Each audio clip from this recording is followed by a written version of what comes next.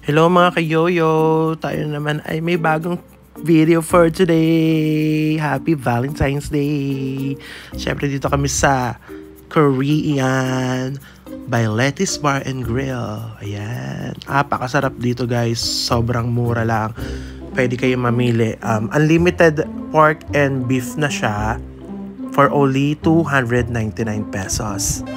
Pero kung gusto nyo mag-add ng side dish like yung mga fish cake and everything, yung mga kompletong side dish, 349 naman. Unlimited na rin siya. Plus 50 for the cheese. At eto po yung mga meat, yung side dish. Actually, niluluto pa yung fish cake. Pero ayan, sige, picture daw muna. Tapos ayan, nagluluto na siya. Ang sipag niya magluto. Ba't di ka mag-chef? Korean Bar and Grill is located at Barangay Tagapo, Santa Rosa City, Laguna.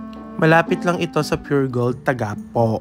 So sa ngayon may pa-promo sila which is libre daw yung ramen. So syempre pinagpilian kami if ramen daw or iced coffee. So pinili namin ramen.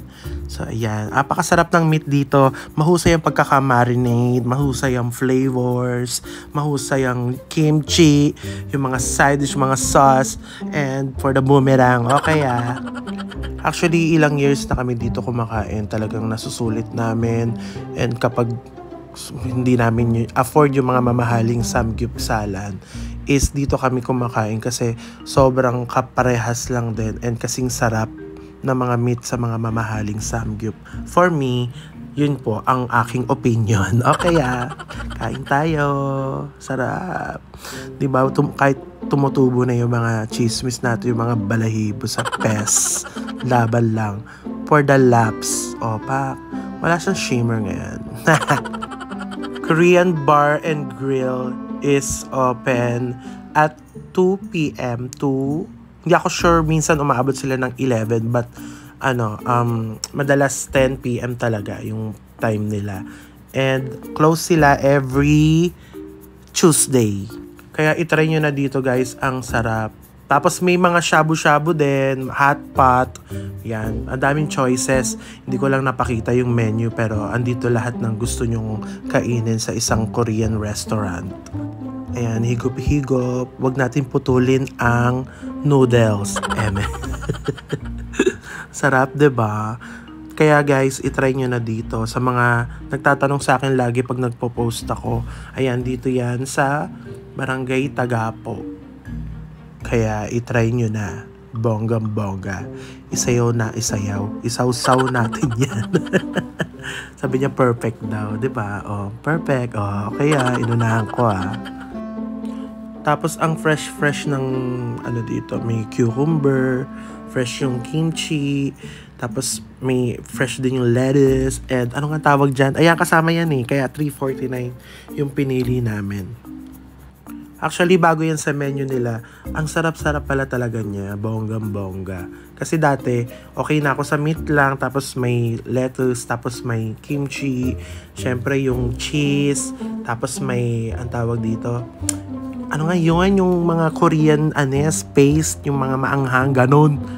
In fairness sa pork at saka sa beef nila dito, sobrang mahusay ang pagkakamarinate. And may mga plain lang din, like parang hingi na lang kayo ng salt and pepper pag ayaw nyo ng may flavor. But for me and for TJ, gusto namin yung may flavor para hindi masyadong nakakaumay na pare-parehas lang yung lasa.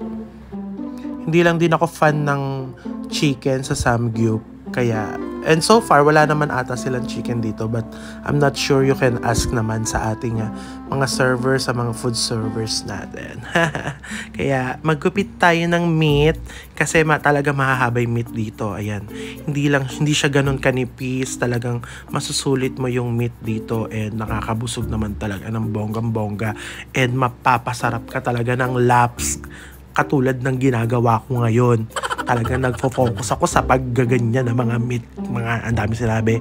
O kaya pinagpapawisan So ayan, first bite, charot, pang ilang bite ko na yan. Lagi ko lang iniisip, first bite ko para mas marami akong makain. Hoy, kambing ka girl. Kaya itry nyo na dito. Pag kumain kayo dito guys, itag nyo ako ha. Mag-post kayo ng picture and mag-post kayo ng review. Kasi talagang I will assure you na talagang masarap dito. Kaya gora na! So that's all for today's video. Thank you so much. Happy Valentine's Day! Syempre, ang Valentine's Day, hindi lang naman pang mga magjowa yan. Para din yan sa mga single na merong self-love.